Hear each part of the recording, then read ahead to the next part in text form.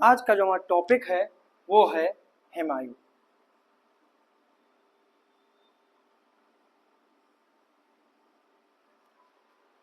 हुमायूं दिल्ली के मुगल बादशाहों में ये दूसरा मुगल बादशाह था जिसका कार्यकाल 1530 से लेकर 1540 और दूसरा कार्यकाल 1555 से 1556। ये इसके दो कार्यकाल थे और ये दिल्ली सल्तनत का इकलौता ऐसा बादशाह था मुगलिया सल्तनत का कि जिसने अपने दो टर्म्स पूरे किए थे, मतलब कि दो बारह बादशाह। तो आज हम पढ़ेंगे हुमायूं के बारे में कि हुमायूं का विश्लेषण की क्या। हुमायूं जो था वो अपना स्वयं ही शत्रु था। हुमायूं का जन्म जो है वो 6 मार्च 1508 को काबुल में हुआ था। यह बाबर के 4 पुत्रों में सबसे बड़ा था और इसकी माता का नाम जो था वो माहिम बेगम था। माता का नाम माहिम बेगम था, पिता का नाम बाबर था। माहिम बेगम जो थी वो सिया धर्म को मानने वाली थी। ज्येष्ठ पुत्र होने के कारण हुमायूं की शिक्षा दीक्षा का जो है वो अच्छा प्रबंध किया गया। हुमायूं ने तुर्की, अरबी, फारसी और हिंदी भाषा का अच्छा ज्ञान प्राप्त किया। इसके अलावा गणित और दर्शन शास्त्र और ज्योतिषी में भी शिक्षा प्राप्त की। बाबर ने हुमायूं के लिए उचित सैनिक व्यवस्था का भी प्रबंध किया था। 18 वर्ष की आयु से ही हुमायूं ने युद्धों के संचालन प्रारंभ कर दिया। पानीपत और खानवा के युद्ध में उसने सैन्य संचालन किया था और उसके बाद उसने हिसार, फिरोजा, बदख्शा, संभल आदि जागीरों का भी प्रशासन बखूबी निभाया। इससे प्रसन्न होकर बाबर ने उसकी रोगग्रस्तता की स्थिति में उसे अपने जीवन काल में ही उत्तराधिकारी घोषित कर दिया। जब हुमायूं बीमार पड़ा तो बाबर ने हुमायूं के रोगग्रस्त होने पर उसके जीवन के लिए खुदा से प्रार्थना की और बदले में अपना जीवन लेने के लिए कहा। संभवतः हो सकता है खुदा ने उसकी पुकार स्वीकार कर ली। हुमायूं तो ठीक हो गया, लेकिन बाबर जो है वो 26 दिसंबर 1530 को परलोक सिधार गया, मतलब कि बाबर की मृत्यु हो जाती है। हुमायूं का अर्थ होता है भाग्यशाली, किंतु मुगल इतिहास में वह सर्वाधिक बदकिस्मत बादशाह था। उसकी कठिनाइयां उसके राज्यारोहण के पहले से ही प्रारंभ हो गई थी, क्योंकि बाबर की मृत्यु 26 दिसंबर को हुई थी और हुमायूं का राज्यारोहण 30 दिसंबर को हुआ था। इन 4 दिनों की अवधि में ही उसे गद्दी से हटाने और मेहंदी ख्वाजा को राजगद्दी सौंपने का षड्यंत्र रचा गया। इस षड्यंत्र का कर्ता धर्ता जो थे वो प्रधानमंत्री निजामुद्दीन अली मोहम्मद खलीफा थे, जो बाबर की मृत्यु से पूर्व ही षड्यंत्र रच रहे थे। लेकिन इस षड्यंत्र को लागू होने से पहले ही खलीफा ने अपना निर्णय बदल दिया और षड्यंत्र का अंत हो गया और हुमायूं का राज्याभिषेक जो है वो 30 दिसंबर 1530 को हुआ। हुमायूं ने राज सिंहासन को कांटों के सेज के रूप में प्राप्त किया था। मुगल साम्राज्य जो था एक असंगठित साम्राज्य के रूप में था, क्योंकि बाबर ने उसे केवल युद्ध में जीता था, उसको व्यवस्थित करने के लिए उसके पास समय नहीं था। कठिनाइयां हुमायूं को विरासत में मिली हुई थी। कुछ समस्याएं हुमायूं के संबंधियों, मिर्जाओं और भाइयों ने खड़ी की।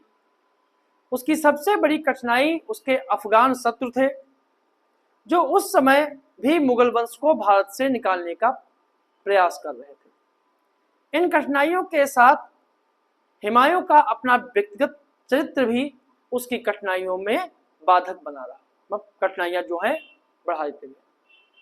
हुमायूं की कठिनाइयों को कुछ शीर्षकों के अंतर्गत कह सकते हैं, जैसे कि हुमायूं की कठिनाइयों में जो है वो विरासत की कठिनाइयां क्या थी।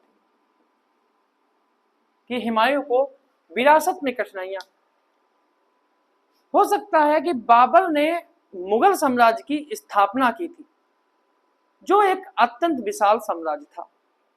भारत के अतिरिक्त मध्य एशिया के प्रांत भी उस भारत में शामिल थे, लेकिन बाबर उस साम्राज्य की जड़ों को मजबूत नहीं कर सका था और शासन की सुंदर व्यवस्था करने में बाबर असमर्थ था, क्योंकि उससे पहले ही वह मृत्यु को प्राप्त हो गया। एक इतिहासकार है इतिहासकार मेलिसन, उन्होंने कहा है जब बाबर की मृत्यु हुई तो पूर्वकालीन मुस्लिम राजवंशों की भांति मुगल राजवंश की जड़ें भी भारतीय भूमि में जम नहीं सकी थी। बाबर ने अपनी प्रजा के हृदय पर विजय पाने का पर्याप्त प्रयत्न नहीं किया था। प्रजा अभी भी मुगलों को एक विदेशी आक्रांता के रूप में या आक्रमणकारी के रूप में देख रही थी। बाबर की अनुचित और अनावश्यक उदारता के कारण शाही खजाना खाली हो चुका था, जिससे शुरुआत से ही हुमायूं को आर्थिक कठिनाइयों का सामना करना पड़ा।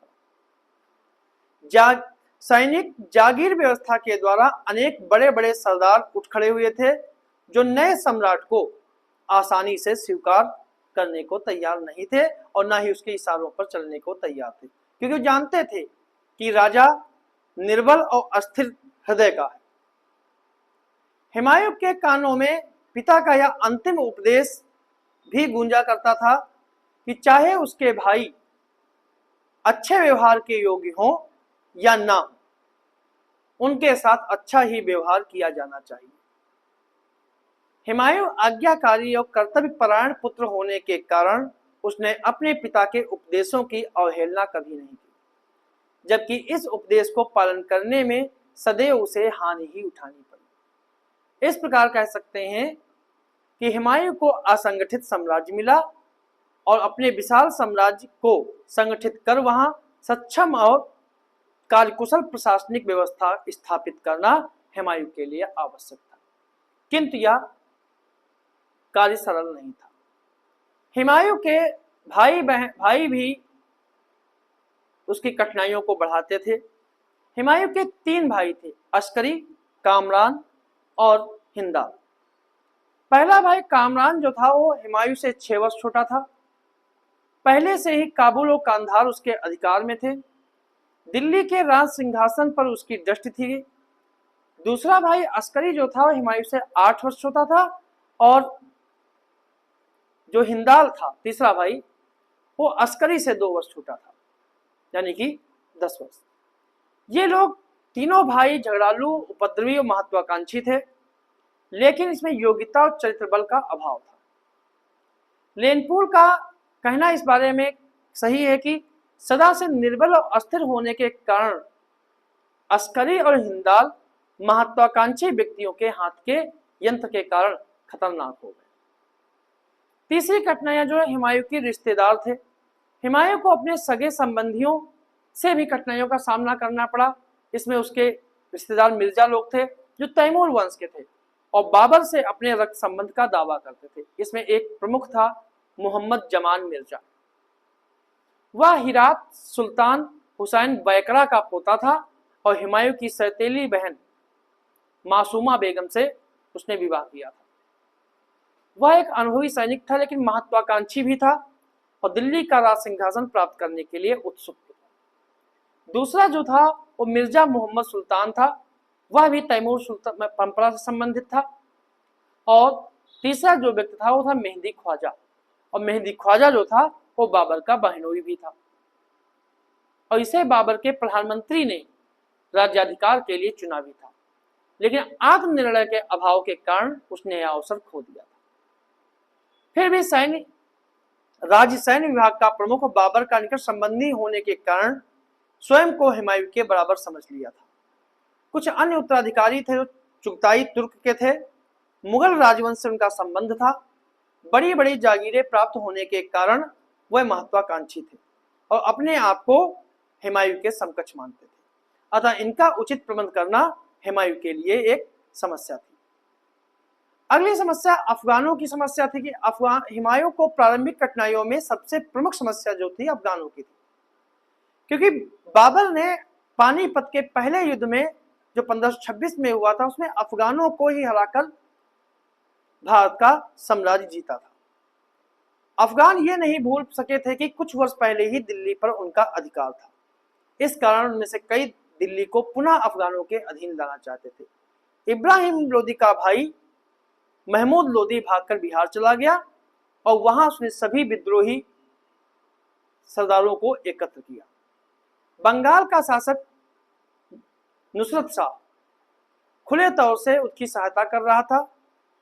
गुजरात का शासक बहादुर शाह एक शक्तिशाली और महत्वाकांक्षी शासक था। उसके पास एक अच्छी सेना भी थी, एक तोपखाना भी था और गुजरात जैसा एक आर्थिक रूप से धनी एक सूबा भी था। मालवा को उसने जीत लिया था और राजस्थान पर उसका दबाव बढ़ता जा रहा था। शेर शाह सूरी और बंगाल के शासक से दोनों के बीच पत्र व्यवहार था। हुमायूं का प्रत्येक शत्रु विद्रोही बहादुर शाह से मदद चाहता था।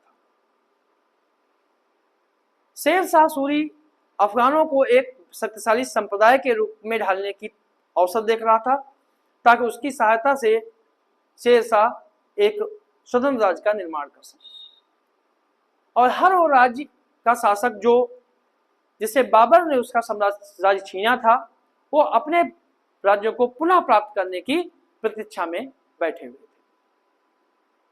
बाबर के द्वारा सेना इकट्ठी की गई थी उसमें भी कई दोष थे कि सैन्य संगठन जो था वो दोषपूर्ण व्यवस्था थी जिसमें उज्बेक, मुगल, तुर्क, ईरानी, अफगानी और कई जातियों के सरदार थे और ऐसी सेना में एकता के स्थान पर ईर्ष्या और द्वेष की संभावना अधिक थी। जब तक बाबर गद्दी पर बैठा रहा उसने अपनी योग्यता के कारण सेना को अनुशासित और संगठित रखे रहा, किंतु हुमायूं के शासक बनते ही स्थिति में परिवर्तन हुआ और राष्ट्रीय सेना के अभाव में हुमायूं को प्रारंभ से ही महान कठिनाइयों का सामना करना पड़ा।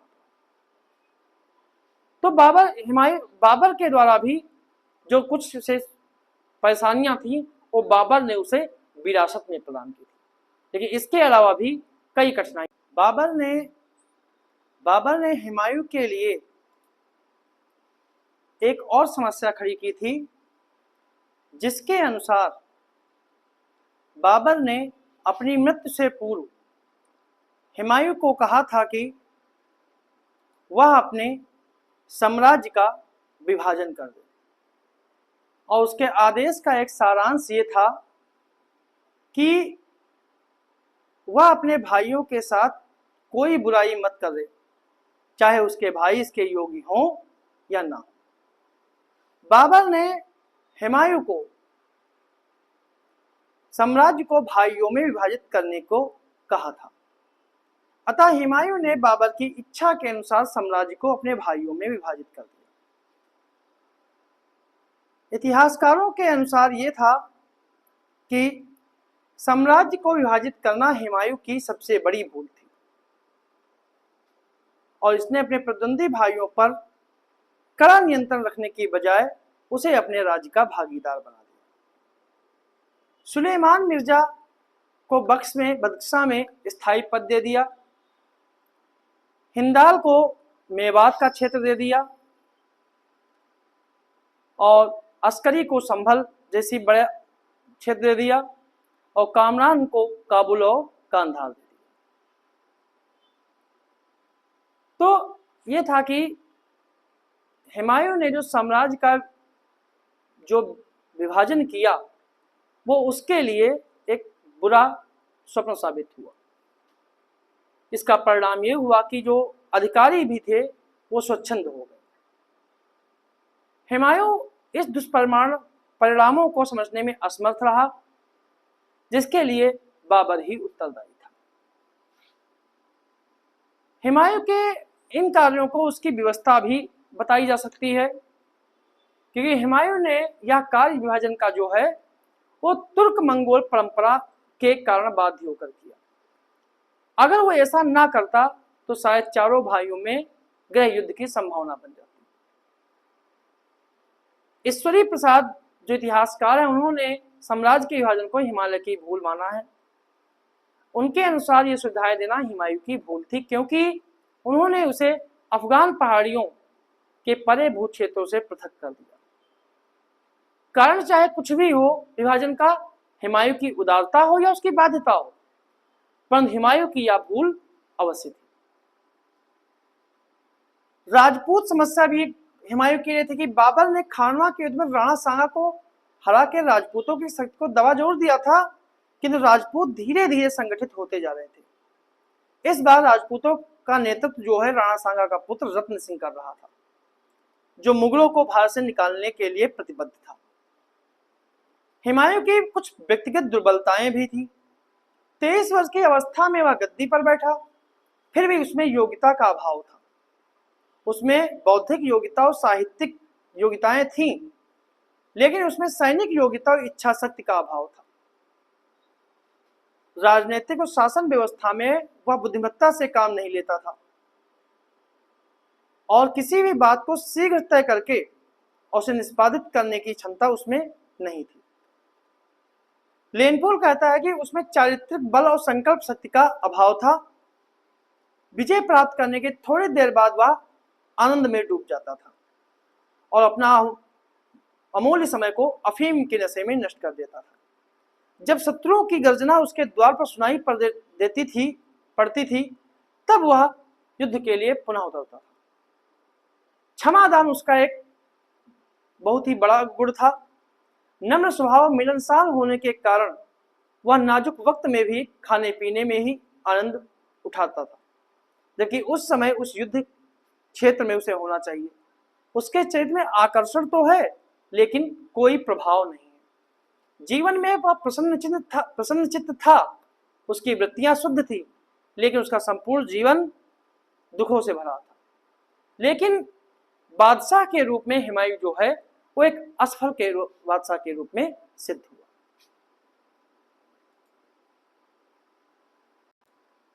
बादशाह के रूप में सिद्ध हुआ।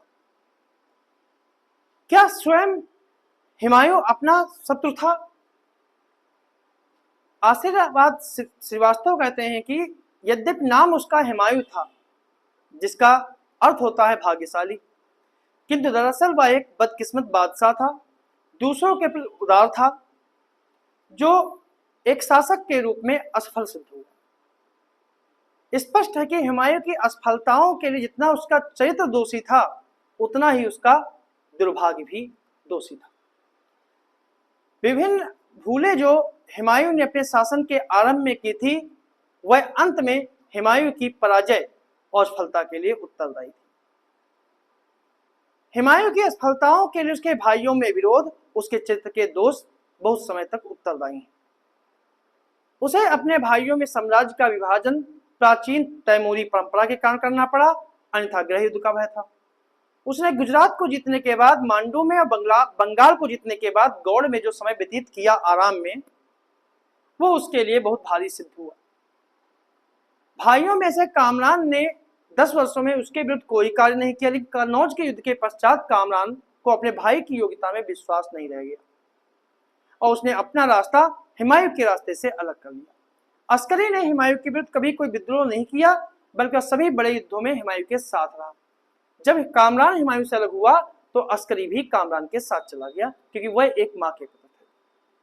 तब भी उसने चालाकी से हुमायूं को ईरान भागने में सहायता दी और उसके बच्चे अकबर की देखभाल और सुरक्षा की। सबसे छोटा भाई हिंदाल दुर्लभ बुद्धि का था और शीघ्र ही दूसरों के प्रभाव में आ जाता था। इस कारण उसने हुमायूं के विरुद्ध विद्रोह तो किए, लेकिन परंतु संकोचपूर्ण हृदय के साथ। कई अवसरों पर हुमायूं ने भूले तो की, तब भी उसके संबंध जो हैं हिंदाल से प्रेम के रहे। अंत में हुमायूं की तरफ से डरता हुआ ही हिंदाल मारा गया। अगर कामरान और हिंदाल ने चौसा के युद्ध में पहले ही हुमायूं को सहायता पहुंचा दी जाती तो हुमायूं का भाग्य बच जाता, पर उस समय भी इसका कारण उसकी दुर्भावना नहीं बल्कि भूल थी। जिस समय हुमायूं युद्ध में पराजित होकर वापस आया था, उस समय उनकी दुर्बलता से कोई लाभ नहीं उठाया गया। व्यक्तिगत चरित्र में हुमायूं में ऐसी कोई दुर्बलता नहीं थी जिससे वह एक असफल शासक सिद्ध होता। वह एक साहसी सैनिक था, अनुभवी सेनापति था। उसका अफीम का नशा बाबर के नशों की तुलना में बहुत कम था। बाबर की सफलता हुमायूं की तुलना में कम होती यदि उनसे पानीपत के युद्ध को न जीता होता अथवा उसका मुकाबला शेरशाह से होता। इस कारण हुमायूं की असफलता के कारण ये नहीं थे, हुमायूं की पराजय का कारण यह था कि शत्रुओं के पास अच्छा तोपखाना जो बाबर के शत्रुओं के पास नहीं था। शेरशाह हुमायूं की तुलना में अधिक अनुभवी और योग्य था। हुमायूं की एक दुर्बलता उसका दुर्बल आर्थिक व्यवस्था थी। बाबर की भांति वह भी एक अपव्ययी और उदार था। हुमायूं के चरित्र की यह दुर्बलता भी उसके लिए हानिकारक थी। वह दूसरे के शब्दों पर अत्यधिक विश्वास कर लेता था। हुमायूं अपने भाग्य का भी शिकार था। बंगाल का शासक महमूद शाह कुछ महीने भी अपनी रक्षा नहीं कर सका और कन्नौज के युद्ध के अवसर पर घनघोर वर्षा हो गई और हुमायूं की पराजय का कारण बनी। उसके राजनीतिक निर्णय भी दोषपूर्ण थे। ये सिद्ध होता है कि मनुष्य उसके उद्देश्यों का वह पारखी नहीं था। हुमायूं जो है पारखी नहीं था। हुमायूं का साम्राज्य उत्तर पश्चिम का भाग कामरान के हाथों में छोड़ना, अपनी अर्थव्यवस्था को ठीक न करना, समय पर चित्तौड़ की सहायता न करना, राजपूतों की सहानुभूति के पाने के अवसर खो देना, दोहरिया के युद्ध में के पश्चात चुनार के पर अधिकार न करना, मालवा और गुजरात की विजय के बाद अपनी सेना को संगठित न करना और छोटी छोटी विजयों के बाद आनंद में डूब जाना हुमायूं की कई दुर्बलताएं थी और इसकी असफलता के कारण भी थे। हुमायूं का अपने भाइयों के राज्य का बंटवारा रचनात्मक कार्यों के करने के स्थान पर आरंभ से युद्ध नीति को अपनाना, उसका कालिंजर अभियान, शेरशाह की शक्ति का अनुमान न करना, ये सब उसकी पराजय या उसकी असफलता के कारण थे। लेनपोल कहता है कि हुमायूं का सबसे बड़ा दुश्मन वह स्वयं था। इसमें कोई संदेह नहीं है कि हुमायूं ने कभी स्थिति के अनुकूल कार्य नहीं किया। चौसा के युद्ध में नीचे स्थान पर शिविर होने के कारण जब वर्षा का पानी उसके शिविरों में भर गया, जिसकी वजह से उसे हारना पड़ा, तो उसके सबक लेते हुए उसने कन्नौज के युद्ध में, बिलग्राम के युद्ध में उसने ऊंचे स्थान पर शिविर लगाना चाहिए था, लेकिन उसने नहीं किया। उसने फिर अपने शिविर को नीचे लगाया और बारिश हुई और शिविर में फिर पानी भर गया। कन्नौज के युद्ध के समय महीनों इंतजार न करके तुरंत शेरशाह पर आक्रमण करना चाहिए था, लेकिन शेरशाह ने कभी भी अपनी भूलों को सुधारने का प्रयास नहीं किया और वही उसके पतन का कारण बना। लेनपोल कहता है कि हुमायूं जमकर काम करने वाला व्यक्ति नहीं था। क्षणिक विजय के उल्लास में ही स्वयं को अंतापुरी में अपने को आनंद में डुबो देता था और अफीमची की दुनिया में खो जाता था। हुमायूं के बारे में लेनपोल ने कहा है, हुमायूं जीवन भर लड़खड़ाता रहा और जीवन अंत में लड़खड़ाकर भी उसकी गिरने से उसकी मृत्यु हो गई। तो ये था टॉपिक हुमायूं।